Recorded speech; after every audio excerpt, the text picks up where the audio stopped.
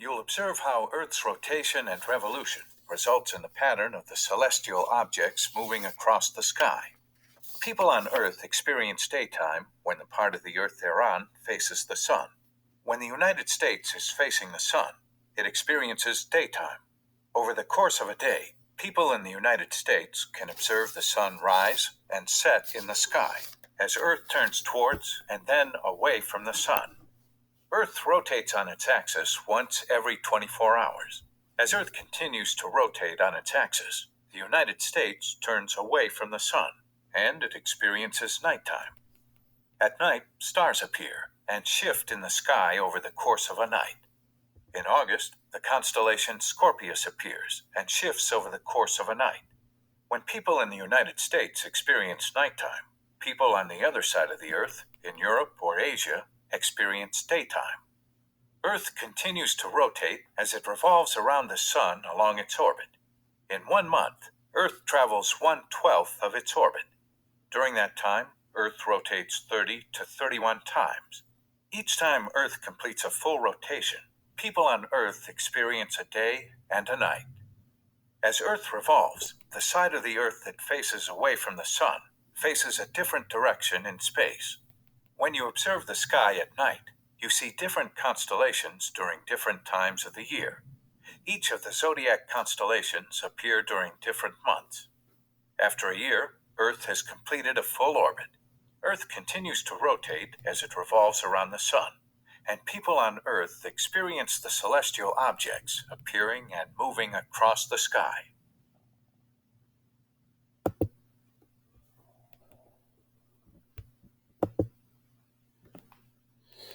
So the video you just saw kind of surmises the Earth's rotation and revolution. So we're going to begin our look at Earth science and talk about the Earth's, first about its rotation and then about its revolution. So in this demonstration, you can see this is the Earth, and the Earth, of course, is spinning. The kind of pole there is the Earth's axis, and this is what the Earth kind of tilts on. It's imaginary, so there's no real line right through the center of the Earth from north to south.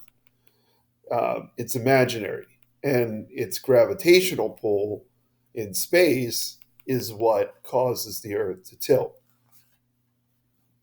Okay, or the gravitational force of the sun and the moon, which is, of course, is our satellite, which is on the other. It's not shown here, but it's our satellite planet, and it with the pull of the gravitational forces of the moon on one side and the sun on the other, it's what causes the Earth to tilt. All right, so let's follow this presentation because it really does very well in showing us the Earth's rotation and revolution around the Earth. Okay, so if you look in this area right here, this is the month, and the green line is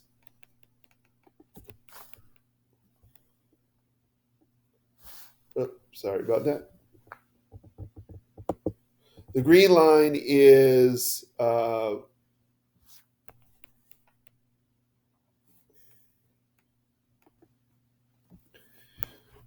hey gang, it's Mr. D.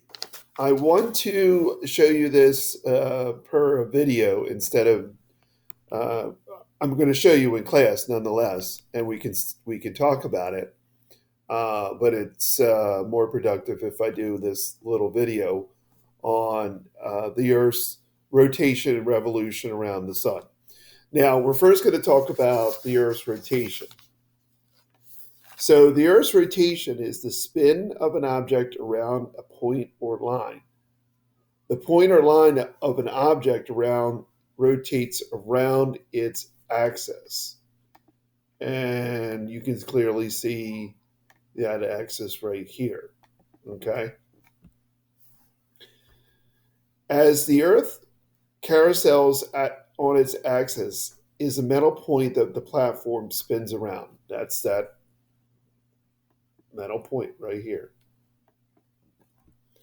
Earth does not have a metal pole protruding from its center. Instead, it has an imaginary line that rotates around.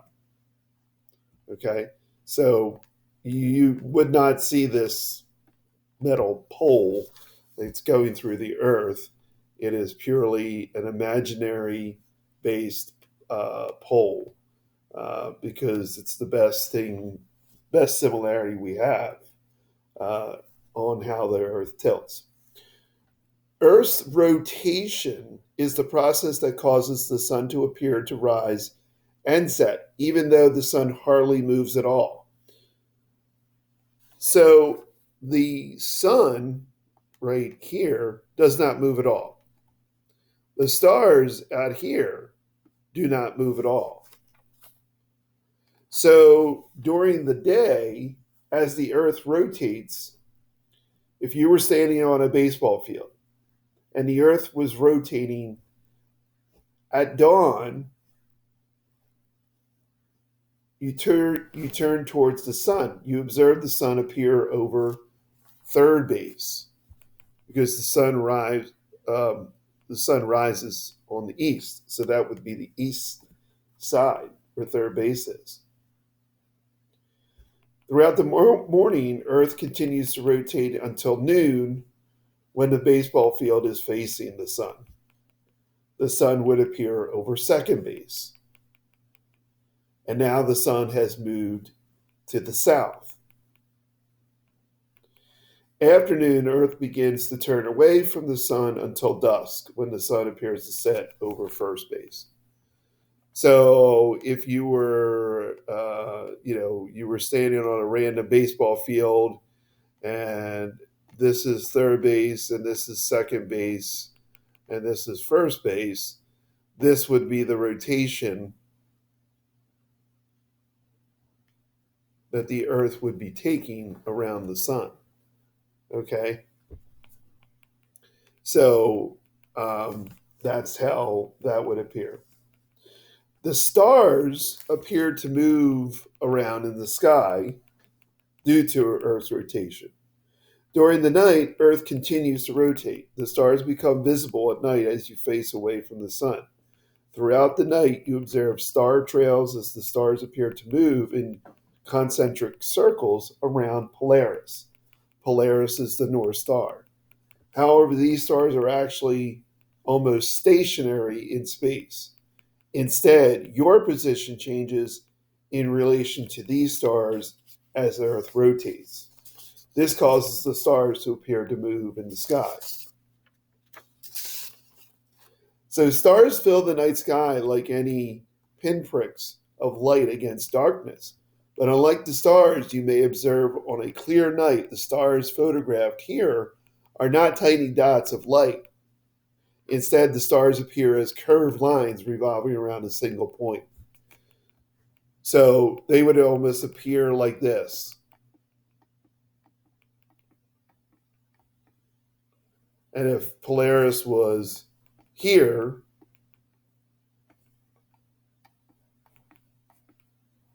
they would almost seem curved like that. Okay?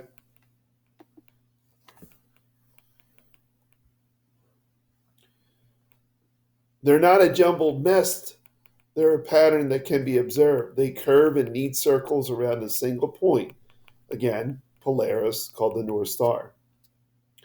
The sun is a star, and it moves in a similar pattern as the stars observed at night. Every day the sun rises in the east or towards the east, appears to move across the sky, and sets towards the west. Observing and describing patterns is an essential way that scientists explore the natural world. So the stars, the moon, the sun, and the moon, which you cannot see, These are the celestial objects. These are all celestial objects.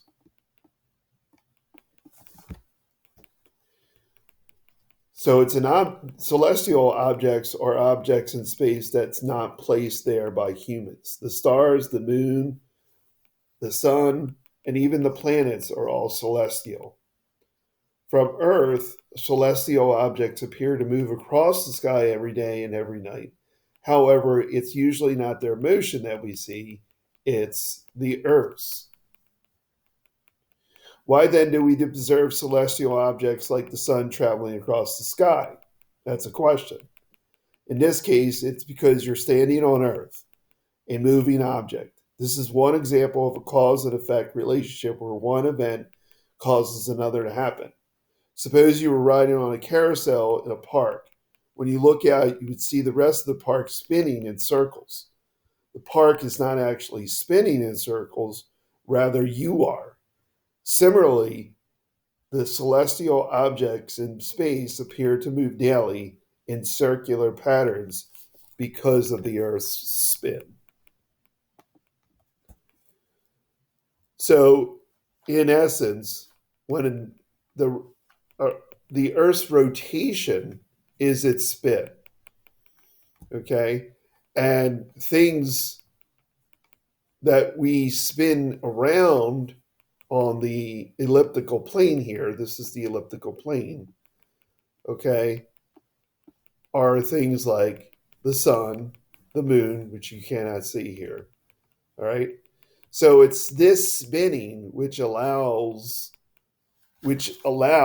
us, if we stopped, if the Earth stopped spinning, everything would be like thrown at the speed of light, and everything would be gone.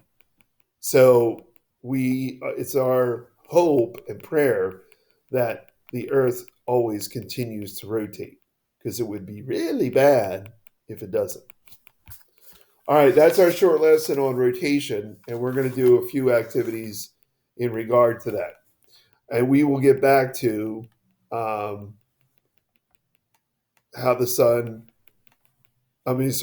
the Earth rotates around the sun, and we have a change of seasons.